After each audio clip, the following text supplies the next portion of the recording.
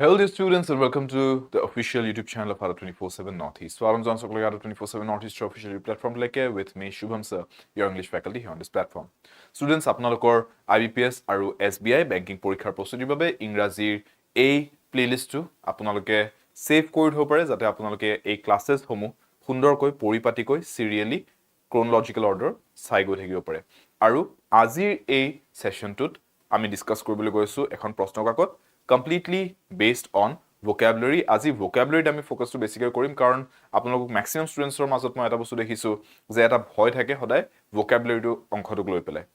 Grammar আমি একদিন কৰি আহিছিলো, গ্ৰামাৰ আমি আগন্তুক দিনলৈকেও কৰিম, বাট আজিৰ এই সেশনটো অকনমান vocabulary আমি ফোকাস কৰিছো যাতে আপোনালোকৰ vocabulary খিনিও গ্ৰামাৰৰ প্যাৰেলেলি ডেভেলপ হৈ থাকে, সলিড হৈ থাকে আপোনালোকৰ প্ৰিপাৰেচনটো vocabulary ক্ষেত্ৰটো। সো বলক আজিৰ সেশনটো স্টাৰ্ট কৰিছো। স্টাৰ্ট কৰাৰ আগতে এবাৰ আপোনালোকক জনাই দিছো যে Ada 24/7 ৰ এপটোৰ লিংকটো আপোনালোকে এই ভিডিঅ'ৰ তলত ডেসক্ৰিপচন বক্সত পাই যাব। এই এপটো আপোনালোকে ডাউনলোড কৰি ইনষ্টল কৰি ল'ব পাৰে যদি কৰা হোৱা নাই, আৰু এই এপটোৰ জৰিয়তে আপোনালোকে Ada 24/7 ৰ সকলো ফ্ৰী ষ্টাডি মেটেৰিয়েল ৰিসোৰ্সৰ লাভ উঠাব পাৰে। আৰু with that, let us get started with today's question paper set. So প্ৰথম প্ৰশ্নটো আমাক সোধা গৈছে যে এই শব্দটোৰ ডিভিয়েন্ট বুলি যোনটো শব্দ দিয়া আছে ইয়াৰে আমাক সঠিক antonym বা বিপৰীত অৰ্থক শব্দটো লাগে। So what will be the antonym for this particular word? Deviant বুলি যেতিয়া কও, deviate আপোনালোকে এই শব্দটো পাইছে চাগে ম্যাথছত যেতিয়া আপোনালোকে স্ট্যান্ডার্ড ডেভিয়েশনৰ চ্যাপ্টাৰটো কৰে ন, আপোনালোকে এই ওয়াৰ্ডটো পাই ডেভিয়েশন। তাৰ মানে কি, ধৰি লওক আপুনি a ৰ পৰা b লৈকে যাব আছিলে, এখিনি ঠিকে আহিলে, তাৰ পিছত আপুনি যোনটো আপোনাৰ প্ল্যান আছে এনেকে যোৱাটো এইটোৰ পৰা আপুনি বেলেগ পিনে গুচি গল, এইটোক আমি কও ডেভিয়েশন বুলি। দিস ইজ দ্য ডেভিয়েশন, যে আপুনি এখিনি এটো সাইডে যাব আছিলে আপুনি বেলেগ এটা পথত গুচি গল, ডিভিয়েট কৰা।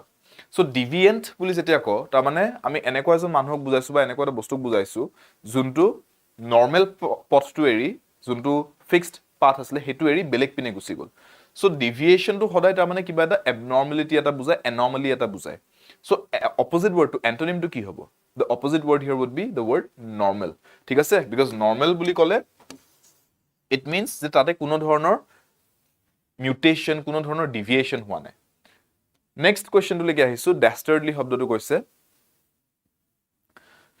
Dastardly সমাৰ্থক শব্দ এটা লাগে, we need a synonym for the word dastardly. Options given to us are devastating, cowardly, clever আৰু munificent. Dastardly বুলি যেতিয়া কয় students, I'll give you an example sentence যোনটো আপোনাক হেল্প কৰিব লাগে অলপ আইডিয়া এটা লওঁতে যে শব্দটোৰ অৰ্থটো কি হ'ব পাৰে। The dastardly attack by the terrorists cost a lot of innocent lives. এনেকুৱা এটা যদি বাক্য লিখা হৈছে তাৰ অৰ্থটো কি? Dastardly attack বুলি কওঁতে কি বুজাইছো? তাৰ মানে এটা বহুতেই ডিষ্ট্ৰাকটিভ এটাক এটা কৰিলে যোনটোৰ কাৰণে বহুত মানুহে প্ৰাণো হেৰালে আৰু বহুত ডিষ্ট্ৰাকচনো হ'ল। So dastardly বুলি ক'লে the best word that would be closest in meaning to it here, that is the word devastating. That would be the best option. ঠিক আছে? So devastating শব্দটো ইয়াতে সেন্স বনিব যিহেতুকে আমাক synonym বা সমাৰ্থক শব্দ এটা লাগে। Right? Coming to the next one. Dormant বুলি কৈছে, the next given word is dormant. Dormantor বিপৰীতাৰ্থক শব্দ এটা লাগে। যেটা dormant বুলি কৈছো তাৰ মানে এইটো বস্তু বুজাইছো যে বস্তুটো সক্ৰিয় নহয়। ঠিক আছে? Dormant বুলি কোৱাৰ লগে লগে, like you have probably heard this phrase, a dormant volcano, right? Like Mount Fuji in Japan, it's a dormant volcano. হেতু যদি কেতিয়াবা এক্টিভ হৈ যায় ন, হেতু ব্লাস্ট কৰিব, there will be a volcanic eruption. So dormant হৈ আছে মানে কি, হেতু সক্ৰিয় হৈ থকা নাই, হেতু inactive হৈ আছে। So dormant means something that is inactive. তেনেহলে ইয়াৰ opposite word to কি হ'ব? Antonym to কি হ'ব? Since we need an antonym here, opposite word to হ'ব active, right? So therefore B is the correct answer. Dormant মানে মনত ৰাখিব, dormant itself means inactive. All right? বা কিবা এটা বস্তু যোনটো stagnant হৈ আছে, stagnant, dormant, inactive, এইবিলাক সব similar words হয়। Active ৰ লগত আপুনি dynamic word use কৰিব পাৰে, dynamic যোনটো বস্তু stagnate হৈ থকা নাই, active, dynamic, right? এইবিলাক সব dormant ৰ opposite হ'ব। Next one, flaunt. Flaunt শব্দটোৰ সমাৰ্থক শব্দ এটা বিচাৰি আছে, and the options that have been given to us are conceal, parade, trust and fray. So what will be the correct answer if we need a synonym for this word? Flaunt. Flaunt কৰা মানে কি? Show off কৰা। ঠিক আছে? ধৰি লওক আপুনি বোলে দামী ঘড়ী এটা কিনিছে বোলে নতুন, আৰু আপুনি পিন্ধি পেলাই মানুহক অলপ দেখাও বিচাৰিছে মানে এইটো চা নতুন ঘড়ী কিনিছো right you are trying to flaunt you are trying to show off a little so সমাৰ্থক শব্দ এটা কি হ'ব সমাৰ্থক শব্দ এটা কিবা আছে নে ফ্লন্ট কৰা বুলি ক'লে কনসিল পেৰেড ট্ৰাষ্ট আৰু ফ্ৰেৰ মাজত parade would be a similar word কিয় because if you are parading something around you are parading around right তাৰমানে কি তাৰমানে আপুনি কিবা এটা বস্তু show off কৰি গৈ আছে যেনেকৈ আপুনি মনত কৰি চাওক ৰিপাব্লিক ডেৰ দিনাখন কি হয় ৰিপাব্লিক ডে পেৰেডটো হয় পেৰেডত কি হয় it is basically a display of India's culture of the defense capabilities of India right তাতে আপুনি দেখা পায় ন ৰিপাব্লিক ডে পেৰেডত আমাৰ ইণ্ডিয়াৰ কি weapons arsenal আছে হেবোৰ পেৰেডত দেখুৱা যায় ইণ্ডিয়াৰ বেলেগ ষ্টেটছৰ কালচাৰছবোৰ দেখুৱা যায় ডান্সবোৰ দেখুৱা যায় so that means you are basically showing off to the world see how rich the country is we are parading it right so parade কৰা মানে show off কৰা বা at least display কৰা opposite word যদি হুদিলেহেঁতেন we would have gone for the word conceal কৰা মানে কিবা এটা বস্তু লুকুৱাই দিয়া to hide something to conceal something all right so here the correct answer will be since we need a synonym we'll go for the word parade b is the correct answer next procrastinate এটোৰ বিপৰীতাৰ্থক শব্দ এটা বিচাৰিছে an antonym for the word procrastinate lengthen soothe hurry আৰু demolish কোনটো correct হ'ব সমাৰ্থক শব্দ যদি লাগে procrastinate কৰা মানে কি তাৰ মানে কিবা এটা কাম আপুনি পিছুৱাই গৈ আছে আপোনাক কৈছিলো এটো আজি হ'ব লাগে আপুনি কিবা কাৰণত আজি কৰিব নোৱাৰে হেতু কাইলৈকে পিছুৱালে কালি কৰিবলগীয়া কথা আছিল বা কালিটো গৈ পৰহি হ'ল গৈ you are procrastinating you are delaying it opposite to হ'ব যে আপুনি ডিলে কৰা নাই বস্তুটো আপুনি সোনকালে কৰিব বিচাৰিছে সময়তকে আগত কৰিব বিচাৰিছে you are trying to hurry you are trying to rush so therefore the word hurry would be the obvious choice here ठीक है that's the correct choice next we need the meaning of the idiom armed to the teeth বিকল্পত কি দিয়া আছে এবাৰ পঢ়ি চাও with weapons next option to দিছে very difficult work third option কৈছে go for a run দৌৰিবলৈ ওলাই যোৱা right edit a film scene armed to the teeth বুলি ক'লে কি বুজো arms and ammunition শব্দটো phrase টো মন কৰক arms and ammunition তাৰ মানে কি weapons right armed to the teeth মানে কি তাৰ মানে ইমানে weapons আছে হাতত তো ধৰিছো maybe কান্ধটো উলুমাই লৈছো weapons আৰু জায়গা বাকি নাই কাৰণে দাঁতটো আমি weapon এটা পাইলে লৈ লৈছো right দুখন হাতত দুটা বন্দুক বুলে ককালটো বুলে বন্দুক বান্ধি লৈছো বুলে শোল্ডাৰটো বুলে বন্দুক দুটামান লৈ লৈছো ৰাছত জায়গা নাই দাঁতৰ মাজত বুলে এখন ছুৰী এখন ধৰি লৈছো বুলে armed to the teeth তাৰ মানে কি full of weapons right so therefore the correct answer here is option A clear ठीक है understood coming to the next question above board এটো ইংৰাজীত আৰু অলপ দীঘলীয়াকে ক'ব পাৰি এটো এনেকেও কয় fair and above board এনেকেও লিখা যায় বা এনেকেও কোৱা যায় ইয়াৰ অৰ্থটো কি চাওক যেতিয়া মানুহৰ মাজত কিবা নেগোসিয়েশন হয় কিবা ডিল হয় ঠিক আছে দুটা পাৰ্টিৰ মাজত কিবা কথা বতৰা চলে যদি গুটেইখিনি বস্তু স্পষ্টভাৱে কোনো লুকধাক নাথাকাকৈ ট্ৰান্সপাৰেন্সি মেইনটেইন কৰি যদি কথা বতৰাখিনি পতা হৈছে ডিলিং বা ডিলিংছ খিনি বা নেগোসিয়েশন খিনি কৰা হৈছে তেতিয়া আমি কওঁ যে everything is fair and above board তাৰ মানে কি বুজোৱা হ'ল তাৰ মানে এটো বুজোৱা হ'ল যে যিমান ডিলিংছ হৈছে যিমান কথা বতৰা চলিছে দুইটা পাৰ্টিৰ মাজত গুটেইখিনি সুন্দৰভাৱে কোনো ধৰণৰ তাতে পক্ষপাত নকৰাকৈ কোনো ধৰণৰ তাতে লুকধাক নথকাকৈ কৰা হৈছে এবাভ বোৰ্ড তাৰ মানে ইটো পাৰ্টিয়ে যি কৰি আছে হেতু পাৰ্টিও exactly বস্তুটো গম পাইছে everything is transparent nothing is going on under the table ঠিক আছে everything is above board visible to both parties তাৰ মানে correct answer here will be honest and open ঠিক আছে frank transparent honest authentic genuine fair and above board এই গুটেই কিটা similar meaning ত আহিছে clear understood yes candid word to use কৰিব পাৰে very good ঠিক আছে birbal candid frank you can use all of those words clear next a close-fisted person বুলি ক'লে কি বুজিম কি অপশনস দিছে a conflict to be resolved এনেকুৱা এটা কাজিয়া পেছাল এনেকুৱা এখন কাজিয়া পেছাল যোনটো কিবা এটা সমাধান উলিয়াব বাকি আছে full of enmity শত্ৰুতাৰে ভৰ্তি বা ভৰপুৰ a miser চিপছ মানুহ এজন option D a small favor to a person who loves you matters a lot to that person তাৰ মানে আপোনাক এজন মানুহ জনে আপোনাক ভাল পায় তেওঁৰ কাৰণে যদি আপুনি সামান্য কিবা এটা তেওঁ সহায় কৰাকে কাম এটা কৰে হেতু বস্তু তেওঁৰ কাৰণে বহুত মূল্যবান ক্লোজ ফিষ্টেড পাৰ্চন বুলি ক'লে কোনটো কথা বুজাইছো yes see close fisted মানে কি fist মানে হৈছে হাতৰ মুঠিটো close fisted বুলি যেতিয়া কৈছো তাৰ মানে হাতৰ মুঠিটো এনেকে বন্ধ হৈ থকা close fist close fisted মানুহ বুলি কৈ কি বুজাইছো জানেনে তাৰ মানে তেওঁৰ হাতত যি বস্তু থাকে ন ধৰি লওক পইচা বা কিবা মানুহক হেল্প কৰিব পৰা ক্ষমতা কিবা তেওঁ হেতু হাতৰ মাজতে মুঠিতে বান্ধি ৰাখে তেওঁ হেতু কিটাও এৰি নিদিয়ে কাকো হেতু লবলৈ নিদিয়ে তাৰ মানে তেওঁৰ হাতত যদি পইচা আছে পইচাখিনি এনেকে থাপ মাৰি ধৰি ৰাখিব তেওঁ কাকো দিয়াত নাই পইচা সো তাৰ মানে কি তাৰ মানে মানুহজন চিপস ঠিক আছে the person does not like to share or give to other people যদি কিবা আছে লগত একদম বুকুত বান্ধি লৈ মৰিব তেওঁ ঠিক আছে সো therefore a miser মানে হৈছে এজন চিপস মান ঠিক আছে so C is the correct answer when we say a close fisted person we are referring to a person as a miser next a short moral story often with animal characters etuk eta shobdot ki boli koha this is a one word substitution question students uneducated parable ignorant oblivious short moral story often with animal characters apunaloke kitaba tinkle digest পঢ়িছে tinkle comics bur je ahe tinkle digest ot kisman eneka stories ase kalia the crow kapish the monkey right eneka kisman kahini ase tate so he kapishor story ketat khub teneke dekhai kapish to eta bandor hoy tinkle comics ot tar nest to hi dighol koribo pare spider-man or hi ulomi jopiai furibo pare so tate bahut eneka jungle characters loi pelai hial eta ghorial eta kapish nije eta bandor hoy teneke kitaman animal characters loi pelai hihotor madhyomere kahini bur dekhai aru loraswalik kisman জীৱনৰ নীতি শিক্ষা দিবলৈ চেষ্টা কৰে কিছুমান Morrell শিকাবলৈ চেষ্টা কৰে সো এনেকুৱা কাহিনী বিলাকক যত জেনাৰেলি এনিমেল ক্যাৰেক্টাৰ্স লৈ পেলাই এটা সুটি কৈ সমুকৈ এটা মৰেল এটা কিবা নীতি শিক্ষা এটা শিকাব চেষ্টা কৰে এনেকুৱা কাহিনীবোৰ কি বুলি কোৱা হয় এটা শব্দত দে আৰ কল্ড যেনেকৈ চাওক ৰামায়ণ মহাভাৰত এইবিলাকক কোৱা হয় এপিক্স কাৰণ এইবিলাক বৃহৎ স্কেলত হৈছে বস্তু ধৰা যুদ্ধ দেখাইছে বিভিন্ন ৰাজ্য দেখাইছে ৰজা মহাৰাজা দেখাইছে দেৱ দেৱতা দেখাইছে দেৱী দেখাইছে ৰাইট এইবিলাক ডাঙৰ মানে ইহতৰ স্কেলটো বহুত ভাষ্ট বৃহৎ কাহিনী এইবিলাকক এপিক্স বুলি কয় কিন্তু এনেকুৱা সৰু নীতি শিক্ষা দিয়া জীৱজন্তুৰ মাধ্যমেৰে জীৱজন্তুৰ ক্যাৰেক্টাৰ্স লৈ পেলাই এইবিলাকক আমি প্যাৰাবলস বুলি কওঁ সো এনেকুৱা বিভিন্ন ধৰণৰ ষ্টৰী বেলেগ বেলেগ ক্যাটাগৰিজ আছে তাৰ মানে ঠিক আছে যেনেকৈ সিনেমাতে আপুনি চাওক ভূতৰ সিনেমাক আপুনি হৰৰ মুভিজ বুলি কয় জমনি সিনেমাক আপুনি কমেডি মুভিজ বুলি কয় মাৰপিট একচন দেখুৱা সিনেমাক একচন মুভিজ বিলাক কয় ৰাইট সো ষ্টৰীৰ ক্ষেত্ৰতো সেম প্যাৰাবলস এপিক্স ব্যালেডস বেলেগ বেলেগ টাইপৰ ষ্টৰীজ থাকে ওকে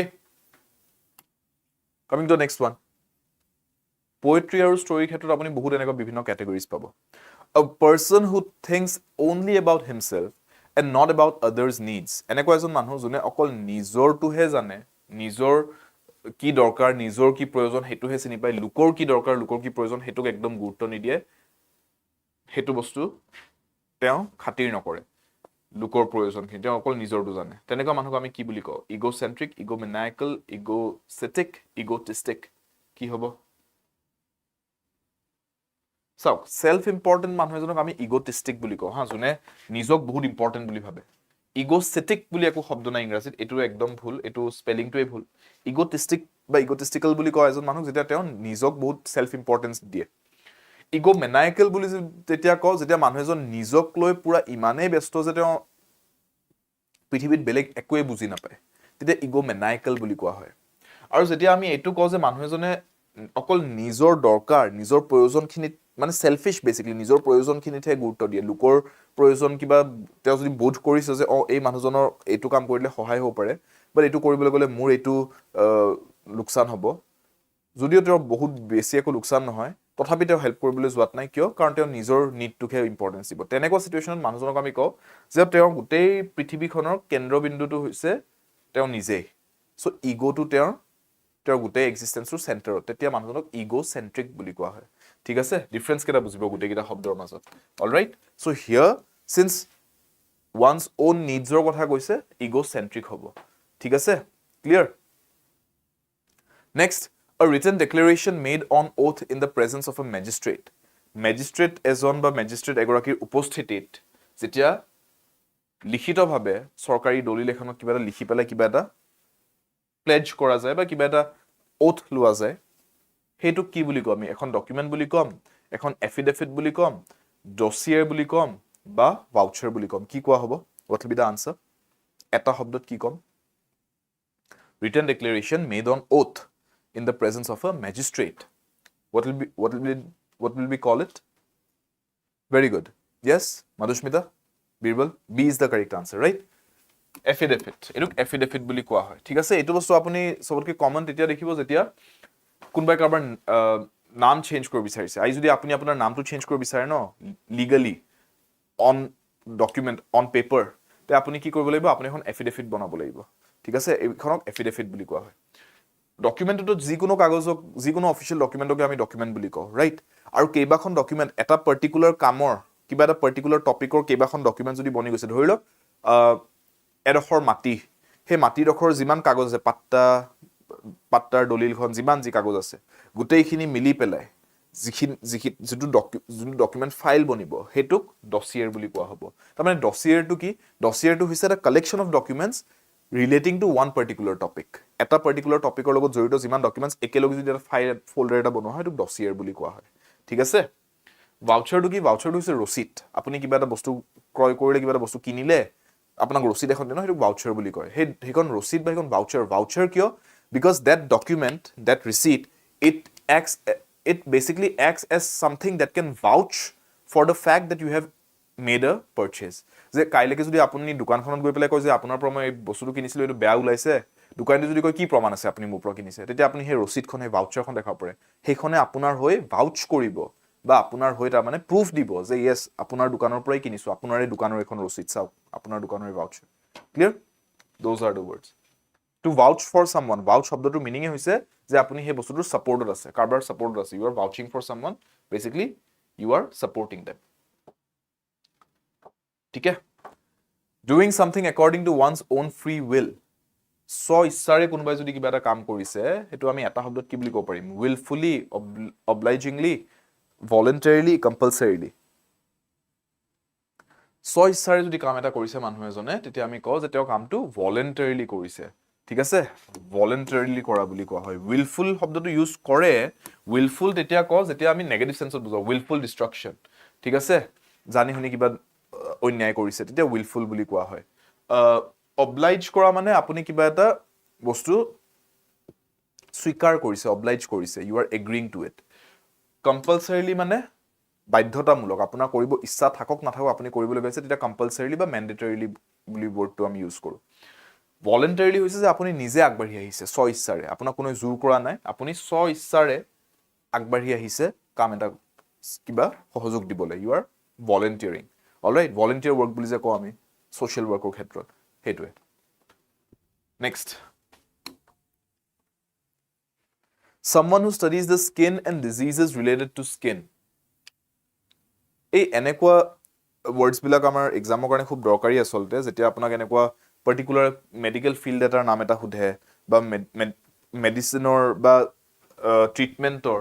ডক্টৰী বেলেগ লাইনৰ আপুনি নামবোৰ জানিব লাগে কাৰণ এইবিলাক দৈনন্দিন জীৱনতো আপোনাক লগা হৈ থাকে কাইলৈকে যদি আপোনাৰ ঘৰত কাৰোবাৰ বুলি কিডনিৰ কিবা এটা ইস্যু হৈছে আপুনি কাক দেখাব যাব সেইটো জানিব লাগিব আপুনি কিডনিৰ বেমাৰ হৈ পেলাই আপুনি কাৰ্ডিঅলজিষ্টৰ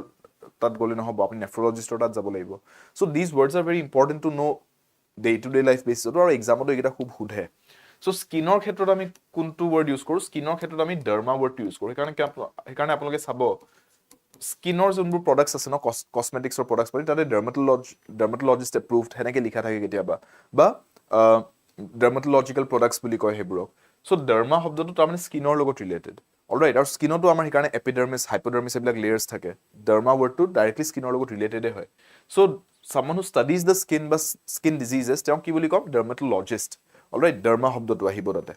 ওকে সিম্পল সো ডাৰ্মাটোলজিষ্ট এইটো মনত ৰাখক গুটেকিটা অৰ্থ শব্দটো আহে বোনছ এণ্ড জইন্টছৰ ক্ষেত্ৰত হাড় আৰু গাঁঠিৰ ক্ষেত্ৰত অৰ্থ ডিপাৰ্টমেন্টক দেখাব লগা হ'ব আপুনি অৰ্থ ফিল্ডৰ মানুহক দেখাব লগা হ'ব cardiologist cardio is related to heart alright হাৰ্টৰ ডিজিজবোৰ আপুনি কাৰ্ডিঅলজিষ্টক দেখাব লাগিব এন্ডোক্ৰাইনলজিষ্ট বুলি যেটা কওঁ এন্ডোক্ৰাইন সিস্টেমটো হৈছে মানুহৰ হৰমোনজৰ সিস্টেমটো ৰাইট হৰমোনজত কেনেকুৱা হৰমোনছ থাকে আমাৰ বডিত যেনেকে ফিমেলছৰ ক্ষেত্ৰত এষ্ট্ৰোজেন মেলৰ ক্ষেত্ৰত টেষ্টস্টেৰন এড্ৰেনালিন ৰাইট এইবিলাক সব আমাৰ হৰমোনছ হয় এইবিলাক সব এন্ডোক্ৰাইনলজিষ্ট এজন স্পেশালিষ্ট থাকে তেওঁলোকে চাই কিবা যদি হৰমোনাল ইমবেলেন্সেস হৈ আছে মানুহৰ এন্ডোক্ৰাইনলজিষ্টৰ তাত দেখাব যাব লগা হয় ঠিক আছে yes endocrine glands right repetition bred a sense of dash with the characters এই আতে এটা আমাক fill in the blank question এটা দিছে আৰু একেটা শব্দকে বেলেগ ফৰ্মত লিখিছে চাব familiarity familiar familiarly familiarize কোনটো কাৰেক্ট হ'ব which of these words would be correct এই blank to fill up কৰিবলে চাওক a sense of বুলি যেতিয়া লিখিব ন যিকোনো বস্তুৰ ক্ষেত্ৰত যিকোনো সিচুৱেশনতে আপুনি যদি a sense of something লিখিব বিচাৰিছে a sense of ইয়াতে আপুনি এটা নাউনে লিখিব লাগিব যিয়ে নিলিখক কিয় আপুনি নাউন ফৰ্মতে লিখিব লাগিব তাক ঠিক আছে a sense of happiness a sense of sorrow a sense of melancholy আপুনি যিয়ে নিলিখক আপুনি নাউন ফৰ্মতে লিখিব লাগিব ঠিক আছে sense of বুলি লিখাৰ পিছত নাউন ফৰ্মটো লিখে কিহৰ সেন্স সেই সেন্সটোৰ নামটো কি সেই ফিলিংটোৰ সেই সেন্সেশনটোৰ নামটো কি নামটো লাগে আমাক আৰু নাম লিখা মানে আমাক নাউন ফৰ্মটো লাগে সো ফেমিলিয়াৰিটি ফেমিলিয়াৰ ফেমিলিয়াৰলি ফেমিলিয়াৰাইজ এইকেইটাৰ মাজত নাউন ফৰ্ম কোনটো ফেমিলিয়াৰিটি এইটো হৈছে ইয়াৰ নাউন ফৰ্ম ঠিক আছে কিবা এটা বস্তুৰ লগত আপোনাৰ যদি এটা চিনাকি এটা পৰিচয় এটা আছে হেতু কি বুলি নাম দিও ফেমিলিয়াৰিটি আছে বুলি কয় সেই চিনাকি থকাটো ফেমিলিয়াৰিটি বুলি নাম দিয়া যায় ইটস দ্য নাউন ফৰ্ম ঠিক আছে ফেমিলিয়াৰ বুলি যদি কৈছো মই বস্তুটো ডিসক্ৰাইব কৰিছো বস্তুটো কেনেকুৱা তাক অলপ ডিসক্ৰাইব কৰাচোন যে এইটো familiar it's a familiar story তাৰমানে কাহিনীটো আগতেও শুনা যেন লাগিছে কাহিনীটো কেনেকুৱা অলপ চিনাকি যেন কাহিনীটোক আপুনি ডিসক্ৰাইব কৰিলে so if you are describing a noun or pronoun you can describe it as familiar so familiar is an adjective familiarly is an adverb form a adjective to adverb form is familiarly ঠিক আছে familiarize to is a ক্রিয়া শব্দটো যে আপুনি নিজকে কিবা এটা বস্তুৰ লগত যদি অলপমান চিনাকি কৰাব বিচাৰিছে you are trying to familiarize yourself with it ঠিক আছে আপুনি নতুন কিবা এটা টপিক পঢ়িছে বুলি you are trying to get used to the topic you're trying to familiarize yourself with the topic তাৰমানে আপুনি এটা ক্ৰিয়া হিচাপে কৈছে familiarize কৰা সো এটো verb formত আহি যায় ইয়াতে আমাক noun formটো লাগে ন so a is the answer clear so সব শব্দৰে আপুনি চাব multiple parts of speech form থাকিব পাৰে noun adjective verb adverb right কিছুমান শব্দ এটা ফৰ্মতে থাকিব পাৰে কিছুমান শব্দ আকৌ ডিকশনাৰী কেইবাটা ফৰ্মত দেখা পাব পাৰে আপুনি ইয়াতে যেনেকৈ আমি একেটা শব্দকে চাৰিটা ফৰ্মত দেখিছো সো কিপ ইন মাইন্ড যে আমি কোনটো সিচুৱেশনত সেই শব্দটোক কোনটো ফৰ্মত লিখিব লাগে নাউন আকাৰে লিখিম নে তাক ভাৰ্ব আকাৰে লিখিম নে এডজেক্টিভ নে কি হেতু জনাটো খুব দৰকাৰী that is something very important আৰু এই কোৱেশ্চনটো হেতুৰ ওপৰতে আছিল coming to number 15 dash of youths and students were beaten and caned mercilessly by policemen in and around Hyderabad caned মানে কি cane মানে cane মানে হৈছে লাঠি and to cane someone means a লাঠিৰে কুবোৱা হৈছে হেতক লাঠি চাৰ্জ কৰে যে they were caned mercilessly তাৰ মানে কি তাৰ মানে নিৰ্মম ভাবে হিয়তক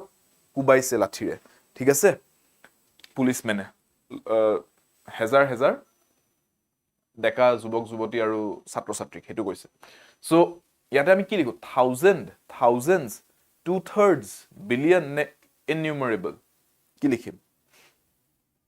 yes কোনবাই a কৈছে কোনবাই b কৈছে see 2/3 of youths বুলি তো নকও কাৰণ 2/3 আমি ইয়াতে টোটাল ফিগাৰটো নকৈ বলে 2/3 বুলি কেনেকৈ কব পাৰো right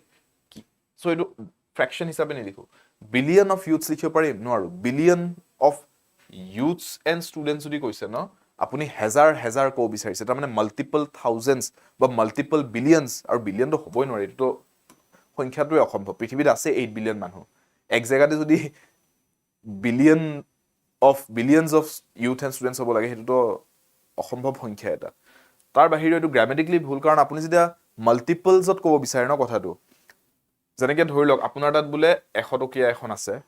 you have 100 rupees or 100 rupee 100 বুলি কম hundreds নকও কিন্তু আপোনাৰ তাত বুলে এনেকৈ 100 rupee notes বুলে ধৰি লওক 4-5 খন আছে তেতিয়া মই ক'ব you have hundreds of rupees ঠিক আছে hundreds বুলি কম কিয় কাৰণ এতিয়া 100 দুটা 100 তিনটা 100 চাৰিটা 100 পাঁচটা 100 মাল্টিপল hundreds হৈ গল ন 5খন 100 rupees notes হৈ গল তো এতিয়া আমি ক'ব যে hundreds যদি কাউন্ট কৰো আপোনাৰ তাত কেইটা 100 আছে এটা আছে নেকি নো মাল্টিপল hundreds আছে ন so you have hundreds of rupees with you so ইয়াতো তেনেকে youths and students কেইবাজ মাল্টিপল youths and students কো বিচাৰিছো সো অকল 1000 youths বুলি কো বিচাৰ নাই thousands of কাৰণ অফ লিখিছো ন নহলে মই 1000 youths বুলি লিখিলো যে তাৰ মানে 1000 youths and students কিন্তু ইয়াতে মই অফ লিখিছো তো মই মাল্টিপলছত লিখিব লাগিব thousands of youths হেনেকে ক'ব লাগিব innumerable লিখিব ন কাৰণ innumerable মানে অসংখ্যক তেতিয়া মই innumerable লিখি অফ নিলিখাকে ডাইৰেক্টলি লিখিলো হেতেন innumerable youths তাৰ মানে গণিবই পাৰ নাই কিমানক পিটিলে ঠিক আছে সো ইয়াতে এই বাকি গুটেকিটা অপচনে ভুল হ'ব the only correct answer will be option b thousands pluralত লিখিব লাগিব এটো বুজি পাইছেন আপুনি হাজাৰ clear next so after being given dash warnings for disrupting class Thomas was finally sent to the principal's office কি লিখিম so get finally বুলি লিখিছে Thomas was finally sent তাৰমানে তাক অকল এবাৰ ৱাৰ্নিং দি পঠাই দিয়া নাই যদি এবাৰে ৱাৰ্নিং দি পঠাই দিলেন তাৰমানে এবাৰ ৱাৰ্নিং দি ইমিডিয়েটলি পঠাইছে মই ইমিডিয়েটলি লিখিলোহেঁতেন Thomas was immediately sent to the principal's office ইয়াতে ইমিডিয়েটলি লিখা নাই কৈছে Thomas was finally sent to the principal's office তাৰমানে তাক বহুতবাৰ ৱাৰ্নিং দিয়া হ'ল তাৰমানে আমি হেতু মিনিঙত লিখিব লাগিব কথাটো যে কেইবাবাৰ ৱাৰ্নিং দিয়া গ'ল তাক ৱাৰ্নিংছ লিখিছে ন প্লুৰেলত লিখিছে তাৰমানে এটা ৱাৰ্নিং দিয়া নাই কেইবাটা ৱাৰ্নিং দিছে প্লুৰেল বুজি পাইছ না তাৰমানে আমি ৱাৰ্নিং শব্দটো আৰু ফাইনেলি শব্দ দুইটা পঢ়ি পেলাই আমি বুজি পাইছো যে ইয়াতে সিচুৱেশ্যনটো এনেকুৱা যে তাক কেইবাবাৰ ৱাৰ্নিং দিয়া হৈছিলে এবাৰে নহয় অকল So, তাৰমানে কোনটো word লিখিম singular লিখিম no singular মানে এটা lone বুলি ক'লেও এটা alone one right unique warnings বুলি তো একো কথা নাথাকে warnings unique নহয় right warning to warning এ হয় so numerous will be the correct answer multiple warnings তাৰমানে numerous warnings কেইবাটা warning দিছে তাক so C is the correct answer simple logical answer একদম next John must have the dash to stick to his diet if he wants to lose weight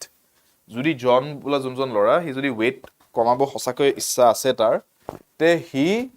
তাৰ ডায়েটটো ফলো কৰিবই লাগিব তাৰ মন থাকক নাথাকক তাৰ মোটিভেশ্যন কমি গলেও হি ফলো কৰিব লাগিব তাৰমানে তাক কি লাগিব তাক অবষ্টিনেসি লাগিব তাক ডিটাৰমিনেশ্যন লাগিব তাক ডিসিজন লাগিব তাক অব্লিগেশ্যন লাগিব কি লাগিব ইয়াতে চাওক একদম অবভিয়াস বস্তু এটা মানুহ এজনে নিজৰ টাৰ্গেটটো এচিভ কৰিবলৈ যোনটো কৰিব লাগে হেতু কৰি থাকিবলৈ হলে কি লাগে মানুহজনক ডিটাৰমিনেশ্যন লাগে right so the obvious answer here will be determination obstinacy nahe obstinacy mane ki obstinacy mane hoise okorame obstinate শব্দটোৰ পৰা হে মানুহজনক যদি মই obstinate বুলি কৈছো তাৰ মানে মানুহজন অকৰা লুকে কিবা এটা বুজাব চেষ্টা কৰিলে বুজাত নাই হেতুক অকৰা বকৰা বুলি কয় হেতুক obstinate বুলি কয় বা stubborn বুলিও কয় হেতু word ইয়াতে সেন্স নবদিব ডিসিশনটো তো হি অলৰেডি লৈছে যে হি wants to cut down weight but ডিসিশনটো ললেই নহব তাক সেই ডিসিশনটো fulfill কৰিবলৈ হলে তাক ডিটাৰমিনেশ্যন লাগিব কাৰণ determination is the correct word অব্লিগেশ্যনটো লাগিব অব্লিগেশ্যন মানে হৈছে ৰেসপন্সিবিলিটি দায়িত্ব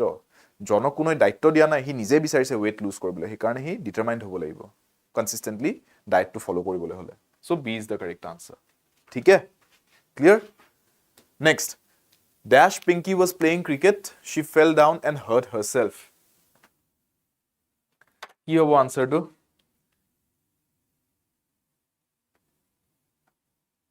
Dash Pinky was playing cricket. She fell down and hurt herself. So, cricket খেলি থকাৰ মাজত তেওঁ পৰি দুখ পালে ন তো ক্ৰিকেট খেলা একশনটো চলি আছিল সো একশন এটা চলি থকা বুলি ক'বলৈ হলে আমি কোনটো ওয়াৰ্ড লিখিম বা কোনটো ফ্ৰেজ লিখিম notwithstanding as soon as এবিলাক নাহে as বুলি ক'লে এনেকুৱা হ'ব যে পিংকিয়ে যিহেতুকে ক্ৰিকেট খেলি আছিল সেই কাৰণে তেওঁ পৰি গল ক্ৰিকেট খেলি থকাই পৰিছ নাই ক্ৰিকেট খেলিলে যে মানুহ পৰি দুখ পাব হেনেকুৱাটো নহয় সো as বুলি লিখিলে হেতু কাৰেক্ট নহব since লিখিলো একেটাই কথা হ'ব since Pinky was playing যেহেতু কেটাই ক্ৰিকেট খেলিছিল সেই কাৰণে পৰি দুখ পালে হেনেকে কও বিচাৰ না আমি কও বিচাৰিছো ক্ৰিকেট খেলি থকাৰ সময় ক্ৰিকেট খেলি থকাৰ মাজতে তেওঁ পৰি গল so while the action was going on while she was playing cricket right not since so if you say since means reason say for example I will not be able to visit you since it's raining outside মই আপোনাক লগ কৰিব আহিব নোৱাৰিম যেহেতুকে বাহিৰত বৰষুণ দি আছে or I will not be able to visit you as it is raining outside since আৰু as আৰু for এগিটা আমি ৰিজন বুজাবলৈ ইউজ কৰো since as for এবিলাক সব ৰিজন দিবলে to state a reason কিবা এটা কাৰণ ক'বলৈ আমি এবিলাক ওয়াৰ্ডস ইউজ কৰো ঠিক আছে ইয়াতে আমি কাৰণ ক'ব বিচাৰ নাই ক্ৰিকেট খেলি থকাটো কাৰণ নহয় তেওঁ পৰি দুখ পোৱা ক্ৰিকেট খেলি থকাৰ সময় সোৱাত তেওঁ পৰি গল তাৰমানে ক্ৰিকেট খেলা একশনটো চলি আছিল তাৰ মাজতে তেওঁ পৰি দুখ পালে we are trying to talk about an ongoing action so তেতিয়া আমি while বুলি কম duration টো কথা কব বিচাৰিছো ক্ৰিকেট খেলি থকা duration টোৰ মাজৰ কথা কব বিচাৰিছো while the action was going on while she was playing cricket all right clear next one we must avail ourselves dash every opportunity that comes dash our way okay ইয়াতে আমাক দুটা blank দিয়া আছে আৰু দুইটা blankৰ কাৰণে আমাক গুটেকিটা অপচনছ আছে দুটা words দিয়া আছে চাব হা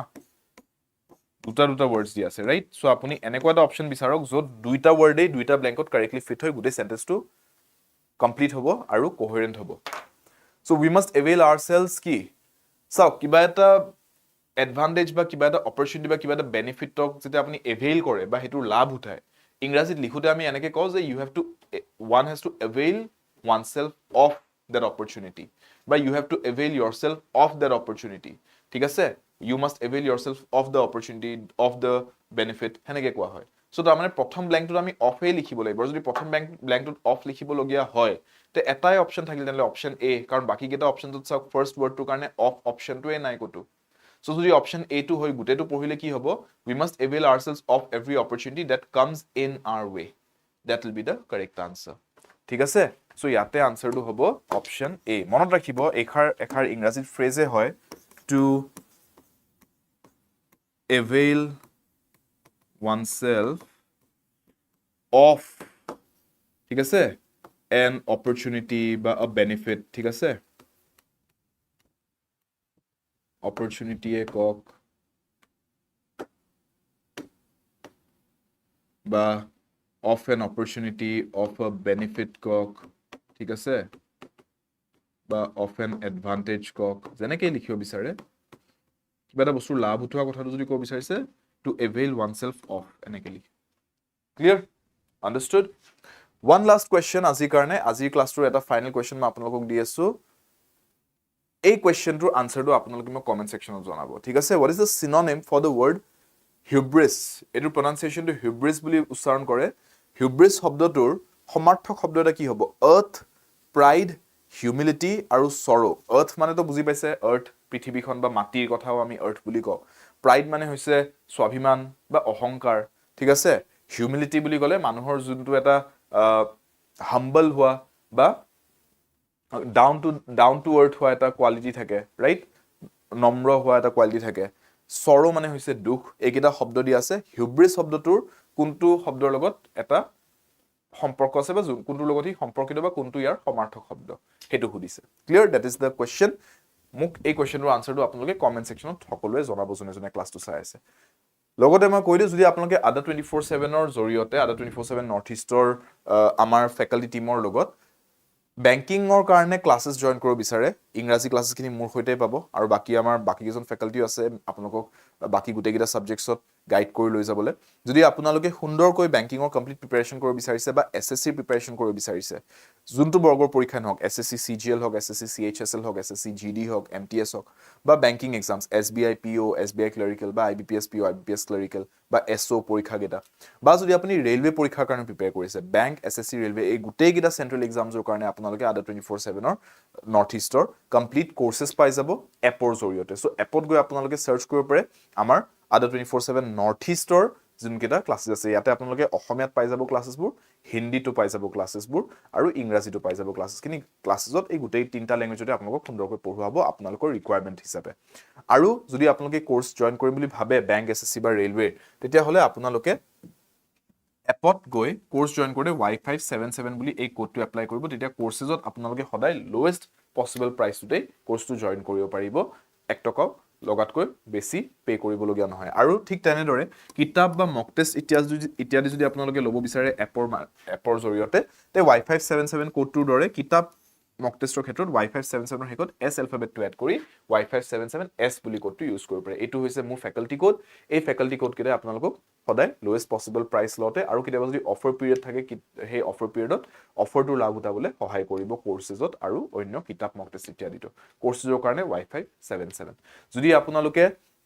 ইউটিউবত ক্লাसेस চাই আছে তেনেহলে বেংকিংৰ কাৰণে আপোনালোকে বৰ্তমান মঙ্গলবাৰ বৃহস্পতিবাৰ আৰু শনিবাৰ Tuesdays, Thursdays, Saturdays, সন্ধিয়া 5টা বজাত আদা 24/7 নৰ্থ ইষ্টৰ চেনেলটোত লগইন কৰিব পাৰে এই চেনেলটোত আপোনালোকে Tuesday, Thursday, Saturday, evening 5 PM ইংৰাজী ক্লাसेस পাই যাব বেংকিং এক্সামছৰ কাৰণে আৰু যদি আপোনালোকে ষ্টেট লেভেল এক্সামছৰ কাৰণেও কোৰ্সেছ জয়েন কৰিব বিচাৰিছে ADRE Assam police DME TET পৰীক্ষাৰ দৰে অসম ষ্টেট লেভেল এক্সামছৰ কাৰণে প্ৰিপাৰেচন কৰি আছে তাৰো কমপ্লিট কোৰ্সেছ আদা 24/7 ৰ এপত পাব তাতো জয়েন কৰিলে এই কোড কিটা আপোনালোকক কাম দিব